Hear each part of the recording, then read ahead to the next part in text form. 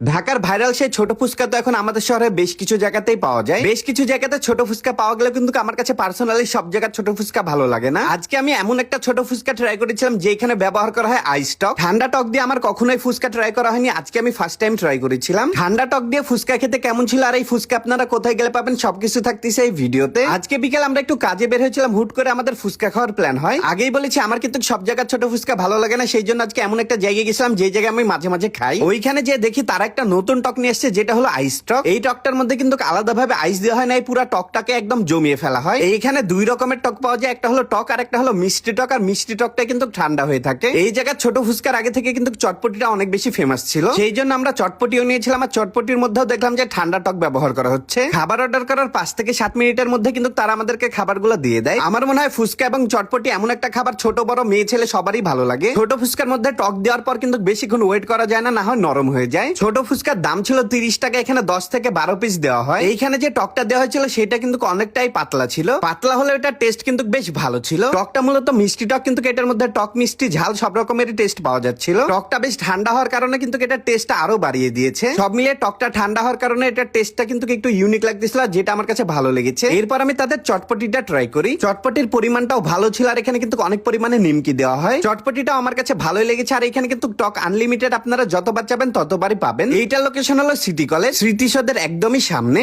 ঢাকার ভাইরাল সেই ছোট ফুচকা তো এখন আমাদের শহরে বেশ কিছু জায়গাতেই পাওয়া যায়। বেশ কিছু জায়গাতে ছোট ফুচকা পাওয়া গেলে কিন্তু আমার কাছে পার্সোনালি সব জায়গার ছোট ফুচকা ভালো লাগে না। আজকে আমি এমন একটা ছোট ফুচকা ট্রাই করেছিলাম যেখানে ব্যবহার করা হয় আইস টক। ঠান্ডা টক দিয়ে আমার কখনোই ফুচকা ট্রাই করা হয়নি, আজকে আমি ফার্স্ট টাইম ট্রাই করেছিলাম। ঠান্ডা টক দিয়ে ফুচকা খেতে কেমন ছিল আর এই ফুচকা আপনারা কোথায় গেলে পাবেন সবকিছু থাকতেছে এই ভিডিওতে। আজকে বিকেল আমরা একটু কাজে বের হয়েছিলাম, হুট করে আমাদের ফুচকা খাওয়ার প্ল্যান হয়। আগেই বলেছি আমার কিন্তু সব জায়গার ছোট ফুচকা ভালো লাগে না, সেই জন্য আজকে এমন একটা জায়গায় গেছিলাম যে জায়গায় আমি মাঝে মাঝে খাই। ওইখানে যে দেখি তারা একটা নতুন টক এসছে যেটা হলো আইস টক। এই টকটার মধ্যে কিন্তু আলাদাভাবে আইস দেওয়া হয় না, এই পুরো টকটাকে একদম জমিয়ে ফেলা হয়। এইখানে দুই রকমের টক পাওয়া যায়, একটা হলো টক আর একটা হলো মিষ্টি টক। আর মিষ্টি টকটা কিন্তু ঠান্ডা হয়ে থাকে। এই জায়গার ছোট ফুচকার আগে থেকে কিন্তু চটপটিটা অনেক বেশি ফেমাস ছিল, সেই জন্য আমরা চটপটিও নিয়েছিলাম। আর চটপটির মধ্যেও দেখলাম যে ঠান্ডা টক ব্যবহার করা হচ্ছে। খাবার অর্ডার করার 5 থেকে 7 মিনিটের মধ্যে কিন্তু তারা আমাদেরকে খাবারগুলো দিয়ে দেয়। আমার মনে হয় ফুচকা এবং চটপটি এমন একটা খাবার ছোট বড় মেয়ে ছেলে সবারই ভালো লাগে। ছোট ফুচকার মধ্যে টক দেওয়ার পর কিন্তু বেশিক্ষণ ওয়েট করা যায় না, না হয় নরম হয়ে যায়। ছোট ফুচকার দাম ছিল 30 টাকা, এখানে 10 থেকে 12 পিস দেওয়া হয়। এইখানে যে টকটা দেওয়া হয়েছিল সেটা কিন্তু অনেকটাই পাতলা ছিল। পাতলা হলে এটা টেস্ট কিন্তু বেশ ভালো ছিল। টকটা মূলত মিষ্টি টক, কিন্তু এটার মধ্যে টক মিষ্টি ঝাল সব রকমেরই টেস্ট পাওয়া যাচ্ছিল। টকটা বেশ ঠান্ডা হওয়ার কারণে কিন্তু এটার টেস্টটা আরো বাড়িয়ে দিয়েছে। সব মিলিয়ে টকটা ঠান্ডা হওয়ার কারণে এটার টেস্টটা কিন্তু একটু ইউনিক লাগতেছিল, যেটা আমার কাছে ভালো লেগেছে। এরপর আমি তাদের চটপটিটা ট্রাই করি। চটপটির পরিমাণটাও ভালো ছিল, আর এখানে কিন্তু অনেক পরিমাণে নিমকি দেওয়া হয়। চটপটিটাও আমার কাছে ভালোই লেগেছে। আর এখানে